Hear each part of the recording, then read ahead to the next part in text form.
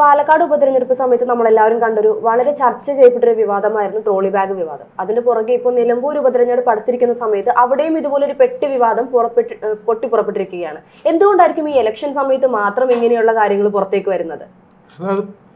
പെട്ടി വിവാദം എന്നൊന്നും വിളിക്കാൻ പറ്റത്തില്ല. നോക്കൂ, സർക്കാർ ജീവനക്കാരെ സംബന്ധിച്ചിടത്തോളം ഇലക്ഷൻ ഡ്യൂട്ടിയിലുള്ള സർക്കാർ ജീവനക്കാർക്ക് ജനപ്രതിനിധിയാണോ മുഖ്യമന്ത്രിയാണോ എന്നൊന്നും നോക്കേണ്ട കാര്യമൊന്നുമില്ല.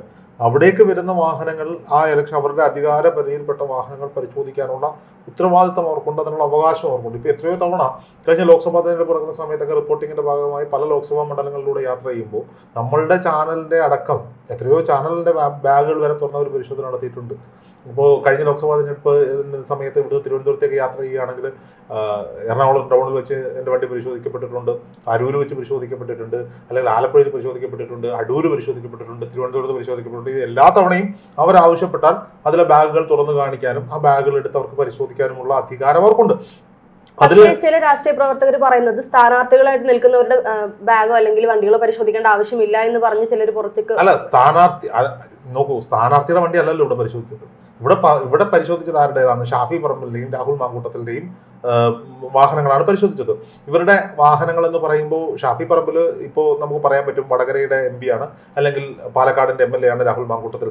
പക്ഷേ ഇലക്ഷന്റെ മുന്നിൽ MP-ക്കും അധികാരമില്ല, MLA-ക്കും അധികാരമില്ല, ആർക്കും അധികാരമില്ല. ഇപ്പൊ പിണറായി വിജയൻ ഇലക്ഷൻ ക്യാമ്പയിന് സംസാരിക്കാൻ പോകുന്നു, M സ്വരാജിന്റെ ഇലക്ഷൻ ക്യാമ്പയിന് സംസാരിക്കാൻ പോകുമ്പോൾ അവർ സ്റ്റേറ്റ് വാഹനത്തിലായിരിക്കില്ല പോവുക, ഔദ്യോഗിക വാഹനത്തിലായിരിക്കില്ല പോവുക. അങ്ങനെ ഉപയോഗിക്കാൻ സാധിക്കില്ല എന്നുള്ളതാണ്. അപ്പോൾ ആ ഉദ്യോഗസ്ഥർ ചെയ്തത് അവരുടെ ഉത്തരവാദിത്തമാണ്.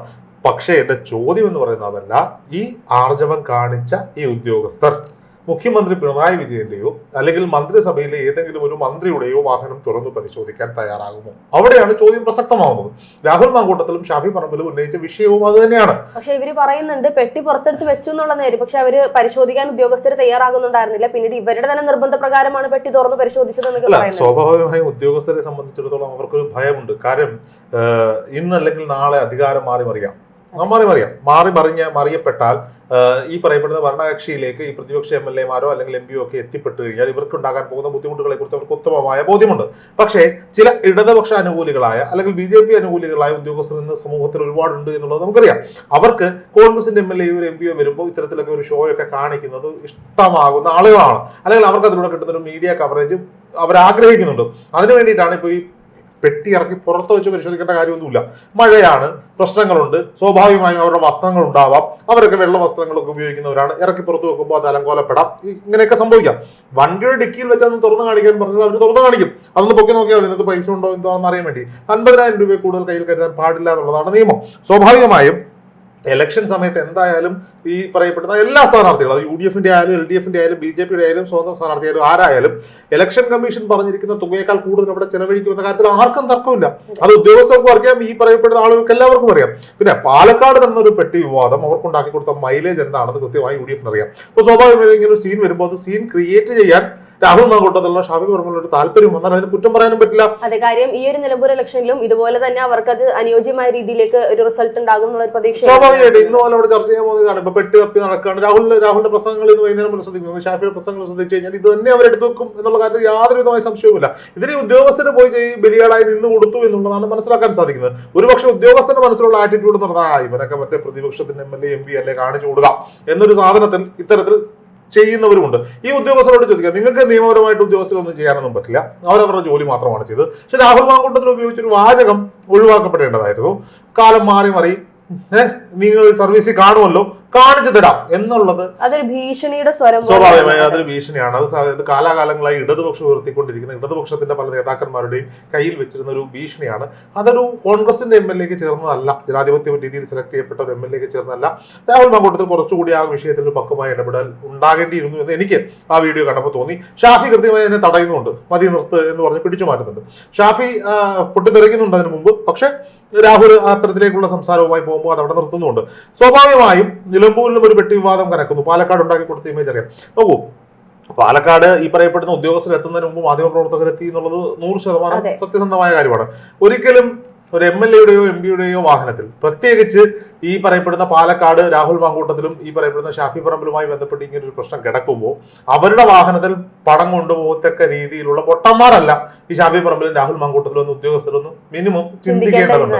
എന്തായാലും പിണറായി വിജയന്റെ വണ്ടിയിൽ എന്തായാലും ഒരു പണം കൊണ്ടുവരില്ല.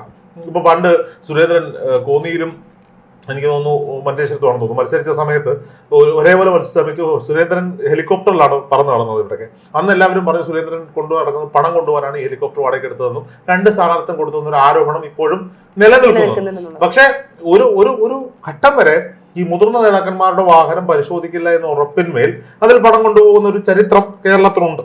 പല വേദികളിലും നമ്മൾ കേട്ടിട്ടുള്ള കാര്യമാണ്. ഇപ്പോൾ സ്വാഭാവികമായിട്ട് ഒരു വാഹനം വരികയാണ്, VD സതീശന്റെ വാഹനമാണെങ്കിൽ അത് പരിശോധിക്കാൻ ആളുകൾക്കൊന്നും മുട്ടിടിക്കും. പിണറായി വിജയന്റെ വാഹനം പരിശോധിക്കാൻ ഒന്ന് മുട്ടിടിക്കും. അല്ലെങ്കിൽ രമേശ് ചെന്നിത്തല ആണെങ്കിലും പോലീസ് പറയാം രമേശ് ചെന്നിത്തലയുടെ വാഹനമാണ്, അത് ഇത്തരത്തിലുള്ള ജസ്റ്റ് ഒന്ന് നോക്കും, വിടും.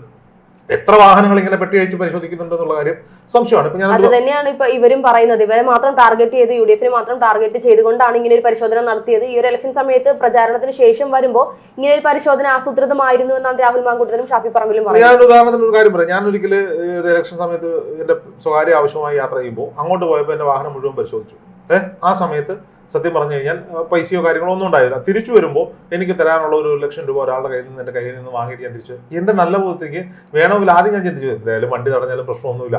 പക്ഷെ ഞാൻ വെച്ചാൽ അത് വേണ്ട എന്ന് വെച്ചാൽ ഈ പൈസ ഞാൻ അക്കൗണ്ട് ചെയ്തു. ഇതാ CDM-ൽ കയറി അക്കൗണ്ടിൽ ഇട്ടിട്ട് തിരിച്ചു വരുമ്പോൾ വേറൊരു ടീം എന്റെ വണ്ടി തടയും ഫുൾ പരിശോധിക്കുകയും ചെയ്തു. അന്ന് ഒരു പക്ഷേ ആ 1 ലക്ഷം രൂപ എന്റെ കയ്യിലുണ്ടായിരുന്നുവെങ്കിൽ ഞാൻ അതിന്റെ സോഴ്സ് കാണിക്കാനും മറ്റു കാര്യങ്ങൾക്കൊക്കെ നടക്കേണ്ടുന്ന ഒരു അവസ്ഥയിലേക്ക് വന്നേനെ ആയിരുന്നു.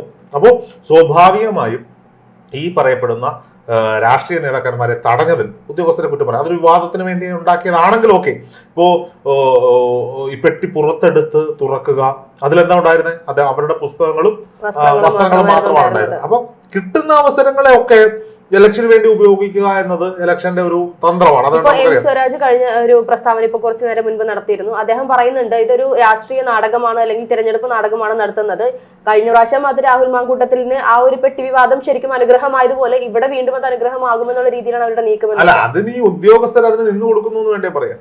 ഇപ്പൊ നോക്കൂ, എന്തായാലും ഇത്രയും വിവാദങ്ങൾ നിൽക്കുമ്പോൾ ആളുകളുടെ ഒരു സെന്റർ ഓഫ് അട്രാക്ഷനായി മാറുന്ന ആളുകളാണ് ഈ രാഹുൽ മാങ്കൂട്ടത്തിലും ഷാഫി പറമ്പിലും എന്ന് പറയുന്നത്. UDF ക്യാമ്പിൽ അത്രത്തോളം സെലിബ്രിറ്റി ആയിട്ടുള്ള ഒരു പക്ഷേ VD സതീശന് പോലും കിട്ടാത്തൊരു സ്വീകാര്യത മാധ്യമങ്ങളുടെ കയ്യിൽ നിന്നും പ്രവർത്തകരിൽ നിന്നും കിട്ടുന്ന 2 വ്യക്തിത്വങ്ങളാണ്, രാഷ്ട്രീയ നേതാക്കന്മാരാണ് ഷാഫിയും രാഹുലും. അപ്പോൾ സ്വാഭാവികമായിട്ട് അവരവരുടെ വണ്ടിയിൽ ഈ പണം കൊണ്ട് നടക്കുന്നു എന്ന് പറഞ്ഞു കഴിഞ്ഞാൽ അത് വിശ്വസിക്കാൻ ഇച്ചിരി പാടാം. അപ്പോൾ സ്വാഭാവികമായിട്ട് ഒരു പരിശോധന നടത്തുമ്പോൾ നോക്കൂ, ജനാധിപത്യ രീതിയിൽ തിരഞ്ഞെടുക്കപ്പെട്ട ഒരു MPക്കും MLAക്കും കൊടുക്കേണ്ട റെസ്പെക്ട് ഉദ്യോഗസ്ഥരുടെ ഭാഗത്തുനിന്ന് ഉണ്ടാവണം. അത് ഉണ്ടായിട്ടുണ്ടോ എന്നുള്ളത്, അത് ഉണ്ടാകാത്തത് കൊണ്ടാകാം ഒരു പക്ഷേ രാഹുലിന് അത്തരത്തിൽ സംസാരിക്കേണ്ടി വന്നത്.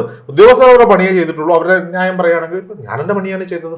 അതെ, തെരഞ്ഞെടുപ്പ് സമയത്ത് ഇപ്പൊ നേരത്തെ ചേട്ടൻ പറഞ്ഞ പോലെ തെരഞ്ഞെടുപ്പ് സമയത്ത് വാഹനങ്ങൾ പരിശോധിക്കുക എന്നുള്ളത് സാധാരണമായ ഒരു കാര്യമാണ്. പക്ഷെ അത് അവിടെ അവർ ഉപയോഗിച്ച രീതി ശരിയായില്ലെങ്കിൽ അത് അവിടെ ചോദ്യം ചെയ്യപ്പെടുന്നു എന്നുള്ളതാണ്. പക്ഷെ ഈ ആർജവം ഈ ഉദ്യോഗസ്ഥർക്ക് ഇപ്പം രാജ്യസഭ MPA റഹീം അതിലെ വരികയാണ്.